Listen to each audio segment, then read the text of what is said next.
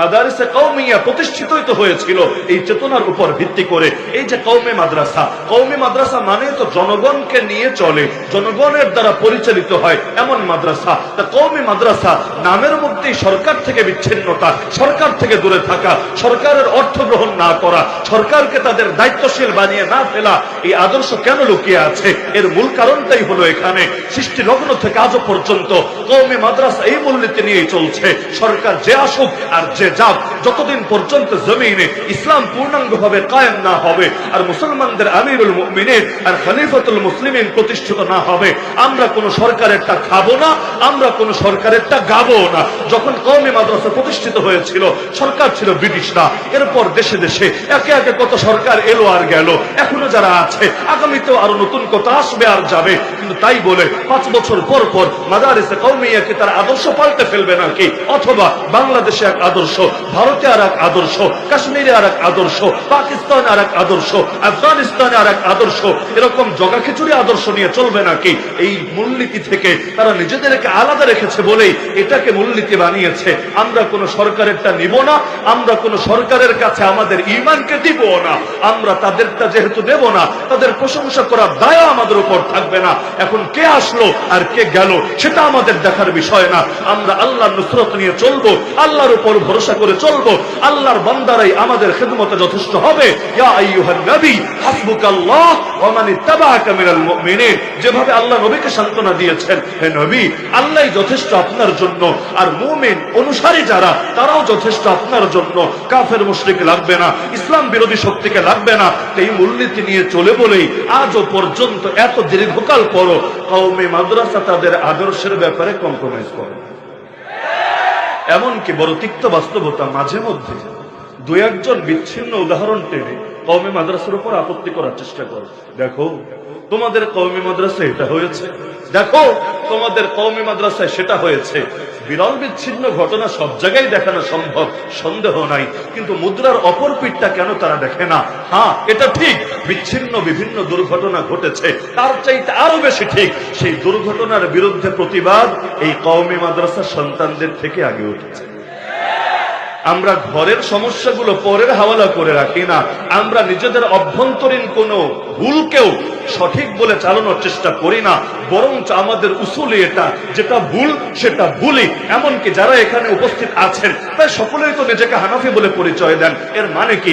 এর মানে কি এটা যে সব মাসালা ইমাম আবু হানিফার মতের আলোকেই হবে আমার ফতোয়া? কোশ্চিন কালেও মূলনীতি এটা না। তিনি মুরব্বী ছিলেন, তিনি বরেণ্য ব্যক্তিত্ব ছিলেন, সর্বপ্রথম তিনি আকীদা এবং ফিকহকে অফিসিয়াল ভাবে গ্রন্থাকারে সংকলন করার উদ্যোগ নিয়েছিলেন, কাজও শুরু করেছিলেন। এ কারণে সম্মানার্থে তার নামটাই স্পেশাল ফোকাস দেওয়া হয়। যেমন আমাদেরকে বলা হয় নানুতবির সন্তান। নানুতবির সন্তান মানে এটা না আমরা শাইখুল হিন্দের আদর্শ মানি না, আমরা মাদানির আদর্শ মানি না, আমরা কাশ্মীরের আদর্শ মানি না, আমরা থানবীর আদর্শ মানি না, আরে সব আকাবিরের আদর্শই মানি। তাহলে একজনের নাম কেন হাইলাইট করা হয়? কারণ তিনি প্রধানতম ব্যক্তিত্ব ছিলেন। তো হানাফি হওয়ার অর্থ এটা না আবু হানিফার নবী মানে, যেমনটা আমাদের অনেক অবুধ ভাই দাবি করে। হানাফি হওয়ার অর্থ এটা না সব ক্ষেত্রে আবু হানিফার পক্ষই টানে, বরং হানাফি হওয়ার অর্থ এটা এই মূলনীতি মেনে যারাই ফতোয়া দেয় দলিলের বিচারে যারটা বেশি শক্তিশালী তারটাকেই তারা গ্রহণ করে।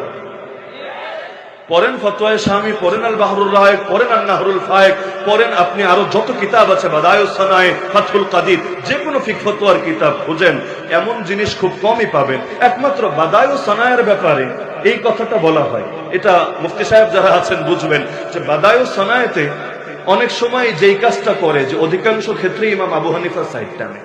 যদিও দেখা যায় অন্যান্য মুফতিরা অন্য মুফতির ফতোয়াকে প্রাধান্য দিয়েছেন, আবু ইউসুফের মত, ইমাম মুহাম্মাদের মত, ইমাম জুফারের মত, ইমাম হাসান বিন জিয়াদের মত, ইমাম ইবনুল হুমামের মত, ইমাম কাসানির মত, কিন্তু উনি সাধারণত আবু হানিফার সাইডটাই টানে। এই কারণে আমরাও যখন ফতোয়া বিভাগের ছাত্র ছিলাম আমাদেরকেও সতর্ক করে দেওয়া হয়েছিল, শুধু বাদায়ুস সানায়ে দেখে ফতোয়া দিতে যেও না, আশপাশ আরো বিভিন্ন জায়গায় দেখো। এক কিতাবের উপর অন্ধভাবে ভরসা করলে অনেক সময় এমনটারে মাযহাবের অফিসিয়াল ফতোয়া বলে চালিয়ে দিবা যেটা আসলে মাযহাবের ফতোয়া।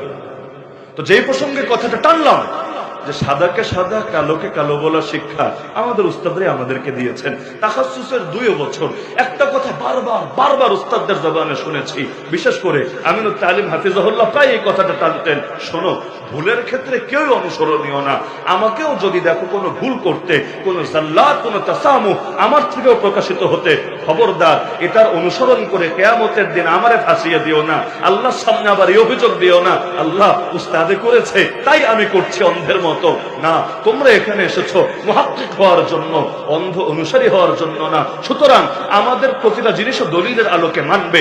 এটা যে এই যুগেই বলা হচ্ছে এমন না। আপনি সাইয়্যিদুত তায়েফা হাজী ইমদাদুল্লাহ মুহাজিরে মক্কি রাহিমাহুল্লাহ আর তার শাগরেদ ফকিহুন নফস রশিদ আহমদ গাঙ্গুহি রাহিমাহুল্লাহ উভয়ের জিন্দেগি আর আদর্শটাই পড়ে দেখেন। এই রবিউল আউয়াল মাস আসলে অনেক সময় বেদাতিরা দলিল দেয় হাজী সাহেবকে দিয়ে, তিনি যদি মিলাদ করতে পারেন, কিয়াম করতে পারেন, তোমরা কেন করবা না? তোমরা কি তার চাইতে বড় হুজুর হয়ে গেছো? তার চাইতে বড় ওলি হয়ে গেছো? তার চাইতে নবীর বড় আশেক হয়ে গেছো? কিন্তু তারা জানে না আমরা দলিলকে সব ব্যক্তির উপরে প্রাধান্য দেই। তার শাগরেদ যিনি রশিদ আহমদ গাঙ্গুহি রাহিমাহুল্লাহ, তিনি এই মাসালার ব্যাপারে স্পষ্ট বলেছেন, আমরা হযরতের কাছে বায়াত হয়েছি সুলুকের লাইনে, তাসাউফের লাইনে, শরীয়তের ইমাম তারে বানাই নাই। সুতরাং আমার চোখে যেটা জায়েজ না, শুধু আমার শায়েখ করেছে বলে আমি অন্ধের মতো সেটা করব।